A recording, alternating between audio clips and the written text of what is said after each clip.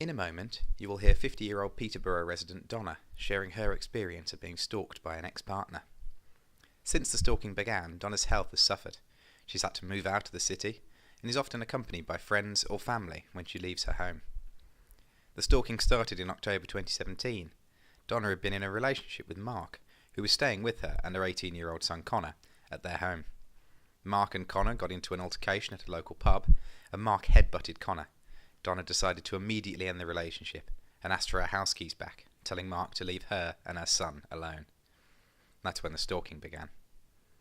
Donna reported the incident to the police and he was arrested and bailed with a curfew in place. But in the interview, Donna explains how this didn't deter him and the lengths Mark would go to, which included turning up on her family holiday to Lowestoft. She also shares the devastating and long-term effects the stalking has had on her, her friends and her family. Donna contacted the police after Mark turned up on her holiday and he was given a 5-year restraining order.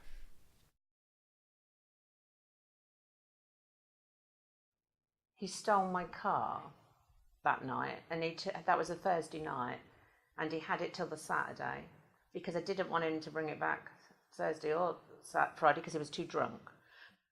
Every time I went out, it was always behind a tree in the garden. I had the bedroom window undone, and I heard a noise, so I got up, and he was climbing in it. He broke in one night, and when I come home, he was coming out the end of my road, say 9:30 in the morning-ish. And I did laugh after because I thought, he's dusty. When I got home, I go to Connor, has Mark been in? My phone had gone. I'd left it on charge.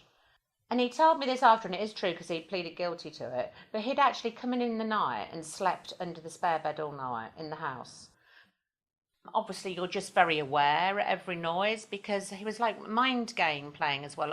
One night I had a knock on the window, a rattle of the letterbox. In the end, my friend came out, checked all the house behind the tree, all this malarkey. When they go out to go off, he stood there right near the front window.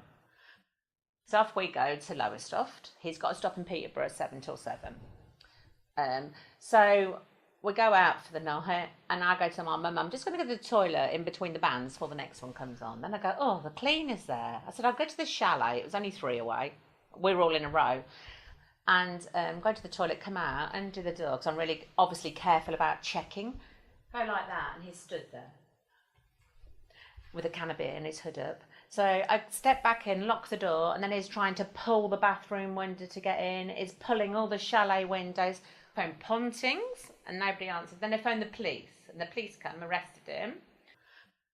But yes, so I stopped. It was scary. The people had walked me home, walked me to the pub.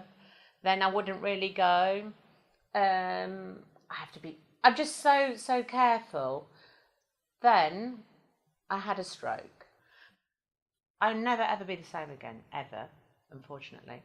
Even if I was health-wise, I worry about my health all the while.